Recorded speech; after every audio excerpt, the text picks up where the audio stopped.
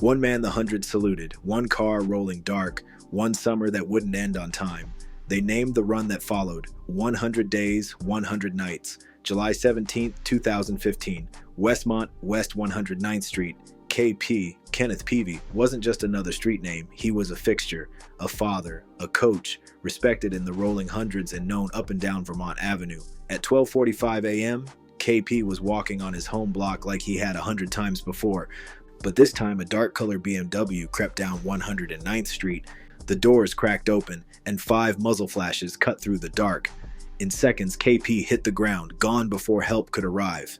He wasn't banging, he wasn't politicking, he wasn't hiding, he was home. By sunrise, word spread like a siren through South LA. The tension, thick. The retaliation, expected. The summer, now under siege.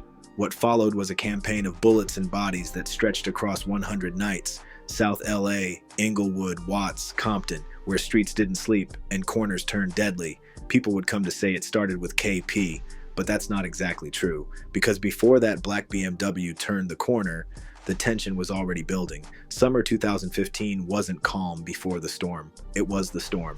South LA was cracking under the weight of silent tension. In the back streets of Westmont, on the Vermont corridor, and all the way down to Century, something was brewing.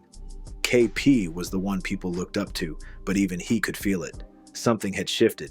In the weeks leading up to his death, the streets started breathing heavier.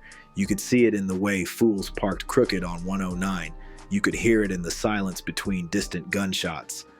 South Los Angeles wasn't in a war yet, but the peace, that had already died. KP wasn't just a gang member, he was a father, a coach, and a presence. Word is, he had one foot out, trying to guide the younger ones off the ledge. But it don't matter how many community huddles you hit.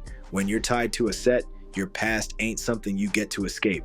Not in South Central, not with what was coming.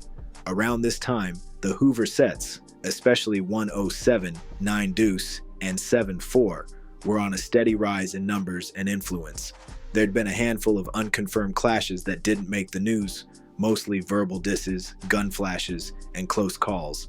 The hundreds knew it, and even KP knew that if something did happen, his name was always going to hold weight, both in life and death. But what nobody expected was how fast it would all explode. By July, the block was quiet, too quiet. Not peace, just pressure, and pressure always breaks something. July 17th, 2015, 12:45 a.m., West 109th Street, just off Vermont. KP was walking the block like he always did. No paranoia, no flex, no warning. The streetlight behind him buzzed faint, one of those nights where everything felt off, but you couldn't say why. Then it came. A black BMW rolled slow and dark up the block. Doors cracked open before the wheels even stopped. 5 shots, fast, surgical, tore through the quiet. KP didn't make it past the front gate. A father, a coach, a fixture in the community, gone in less than 3 seconds. South Central didn't need the news to tell them what just happened. This wasn't a robbery. This wasn't a personal beef. This was a message, and everyone caught it. Some say it was a sanctioned move. Retaliation, retribution, realignment. Others say KP wasn't the original target, but in the streets, it don't matter what the intention was, only the result. And the result, one of the most respected figures in the hundreds had been gunned down on his own block. That's when the code switched. People started pulling old weapons out of shoeboxes. Phones lit up. Corners got thin. Sets affiliated with the hundreds felt the call. KP's death wasn't just a loss, it was ignition. And the ones behind it, allegedly tied to the Hoovers, wow, which meant one thing and one thing only. This wasn't over. Not even close. By sunrise, word had already spread. Kenneth Peevy, KP, was dead, and the ripple effect hit faster than the sirens. On every porch along 109, heads were shaking.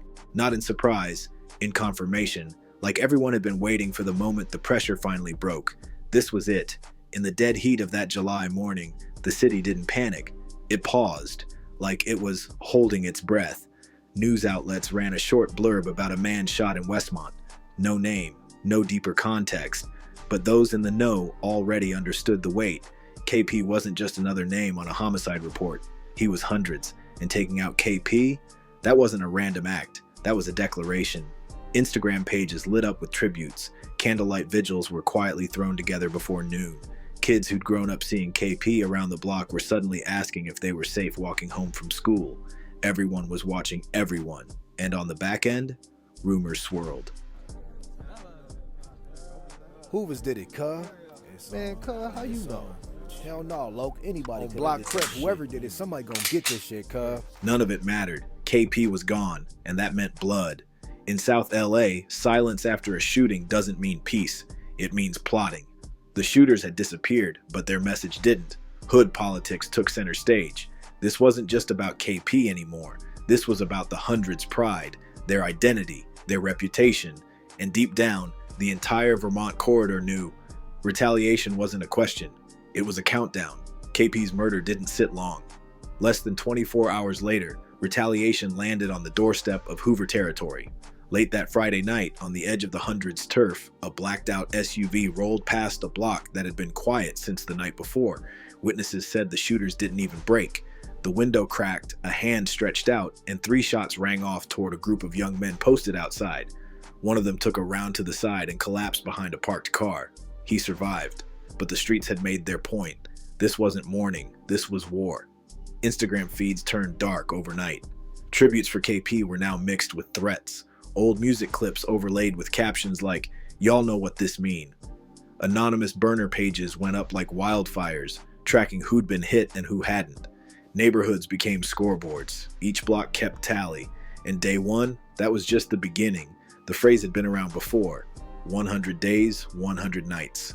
It was whispered in past decades when things got ugly. But now, it had a face. It had a purpose. It had blood on it. Rumors said someone on the 100 side coined it in a fit of rage. One of ours gone, we not letting up for 100 days. Others say the media twisted it, that the quote spread like a wildfire and the streets just played along. But it didn't matter where it started. It mattered that the city believed it. South LA tensed. Gangs from all sides locked in. Even the ones not involved directly started watching their backs, double-checking who they were seen with, who they spoke to, and which way they walked. Because this wasn't just Hundreds versus Hoovers anymore. It was about proximity. It was about perception. It was about revenge with no expiration date. And the city was only on day one. By the 3rd day, nobody was safe. This wasn't your typical tit for tat beef. The streets blurred the lines quick. A Hoover set in one section might not be active, but their hat still got them pressed. And if you looked like the ops from 2 blocks away, that was enough.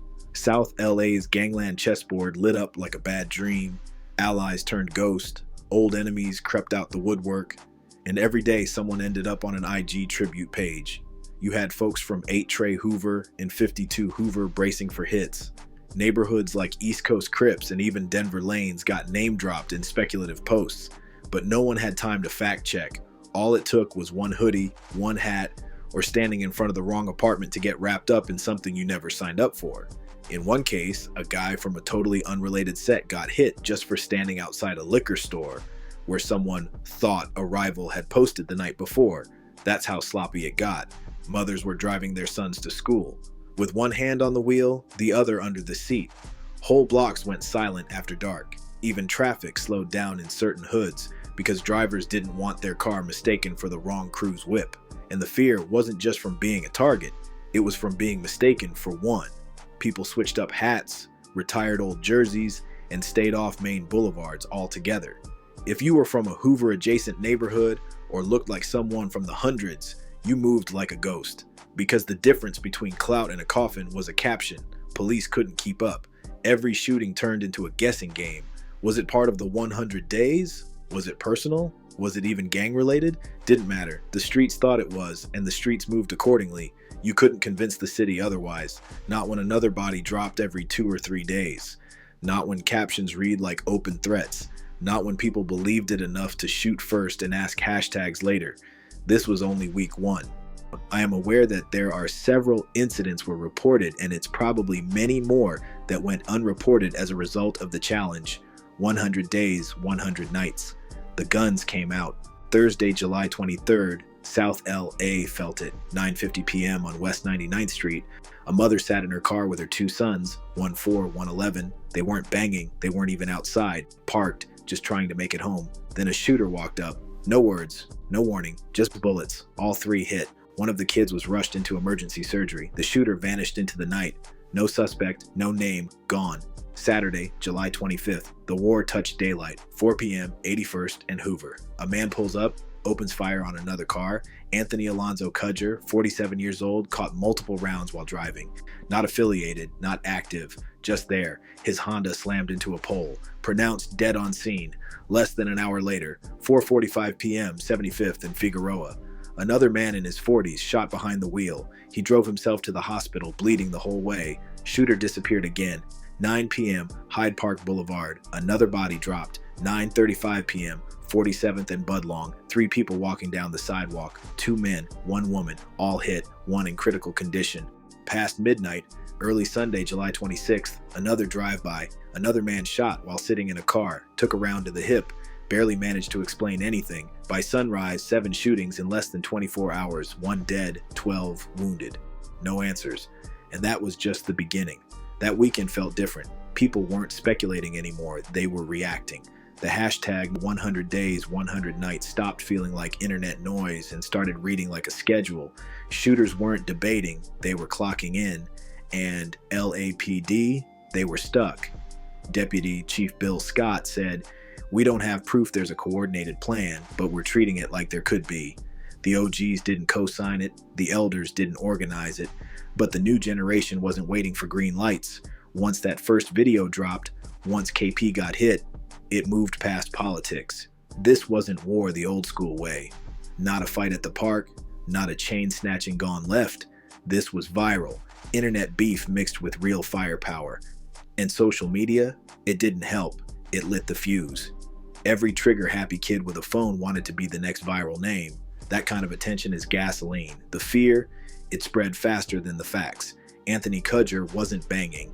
The woman shot on 47th was just walking home. That mother had her kids in the back seat. In South LA, if you were in the wrong zone, wearing the wrong color, or just looked like somebody's op, you were a target. This wasn't about block beef anymore. It was about atmosphere, paranoia. It didn't need to be real. It just needed to feel real, and it felt real as hell. What followed was KP payback. Shooters yelling his name before letting rounds off. Instagram captions reading, "You ain't die for nothing." To the rolling hundreds, KP became a martyr, and that's where it twisted. KP's murder didn't cool anything down. It lit a fuse on both ends. But while the city mourned, the streets spun deeper. By week 2, KTLA started throwing out numbers.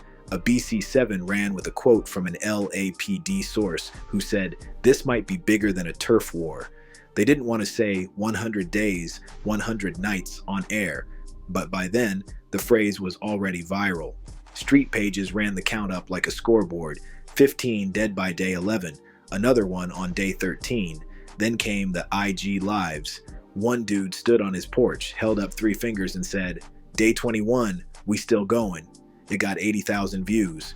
Another posted from a hospital bed with 2 gunshot wounds, mumbling, "Day 29, they got me, but we ain't done." He died 3 days later. And in the middle of it all, the families. People like KP's sister trying to mourn while their loved ones' deaths got counted like stats. Church leaders in South LA held peace vigils. OGs tried to calm it down. But in a world where attention is currency, peace talks don't trend. By now, every single murder in South Central got 100 days attached to it. Didn't matter who pulled the trigger. The narrative already had a name, and the streets were too invested to stop. And if you were wondering, no, nobody was keeping track of the nights, just the days. That should tell you everything. Some things are sacred, even in war. Funerals used to be one of them. But on August 11th, 2015, South LA got reminded, nothing is off limits when the streets are bleeding. It was the funeral of 27-year-old Gregory Chico Watson, a local Hoover affiliate who'd been gunned down earlier that month. The service was packed. Over 100 people stood outside the mortuary on 51st and Broadway, some dressed in black, some in all blue. Mothers, kids, homies, all out in front. The kind of energy where people are grieving, but looking over their shoulders. Around 1:15 p.m., a dark-colored Nissan creeps down 51st. Inside, 2 shooters. The windows dropped, and 5 shots rang out. Dozens scatter. Panic explodes. One man dives behind a parked car and gets clipped in the leg. Another takes a shot to the arm while pushing his little cousin out the way. Police recover over 30 shell casings from 2 calibers. The shooters don't even bother speeding off. They make a calm left on Broadway, like it was just another drive through the block. The aftermath was ugly. People were bleeding in front of funeral wreaths. Cops swarmed the scene, but nobody wanted to talk. Not even the wounded. Not even the family. That same month, Los Angeles saw 39 homicides, nearly half in South LA. LAPD's 77th Division hadn't seen numbers that high since 2007. In August, there were 39 murders in LA, the deadliest month in almost a decade in the city. Chief Charlie Beck called it flat out. August was a horrible month. He said gang violence was outrunning LAPD's response time. Even then, nobody could say for sure how many of the shootings were tied to 100 Days, 100 Nights. Some were gang hits, some looked like road rage, some were just chaos. But in the neighborhoods, nobody cared what counted or not. They were ducking shots either way. The hashtag had turned into a clock, and the bodies kept coming. LAPD stopped playing PR. They called in reinforcements, undercover units, federal agencies. A multi-agency task force was formed in silence. They were no longer trying to stop the shootings. They were building cases to collapse the sets behind them. But for the people living in it, none of that mattered, because all they saw were funerals and flashbacks, candlelight vigils and yellow tape, drive-bys and kids hiding behind cars. By October, nobody knew if the challenge was still active, but it didn't matter. The damage had already sunk in. The summer of 2015 didn't just leave a body count, it left trauma. It rewired how people moved, and it all came back to that one moment on 109th Street. 1 car, 4 shooters, 5 bullets, 1 man down, and the whole city caught fire. The city didn't wait long to respond. Within days of KP's killing, LAPD's South Bureau Homicide Division had a task force lined up. This wasn't some cold case folder tucked away. This was high priority, because if the streets had started a clock, the department was watching it tick too. The task force that was created had one goal: shut down the war between the rolling hundreds and their rivals so they could put an end to this challenge and the death through the street of Los Angeles. Law enforcement began watching names of alleged gang members, tracking Downing burner accounts, scraping them for information, and showing up to known hangouts. The hoods were on fire, but the gangs weren't the only ones turning up the heat. Law enforcement had their hands on the knob. Anything to splash a cold bucket of water on any and all of the smoke the streets had experienced until that day and well after. They had the footage, 2 silhouettes caught on a shaky surveillance camera, chasing Kenneth Peevy down a South LA sidewalk. The figure in front stumbles through a gate, a flash, then another. The suspects vanish into the night. The video was clear enough to see what happened, just not clear enough to say who. The Los Angeles County Sheriff's Department issued a press release, cold, surgical, and brief. It confirmed what the streets already knew. This was an execution, but the release stopped short. No names, no arrests, just a statement, 2 suspects, a black BMW. That's it. While the community mourned KP, a task force was already moving behind the scenes.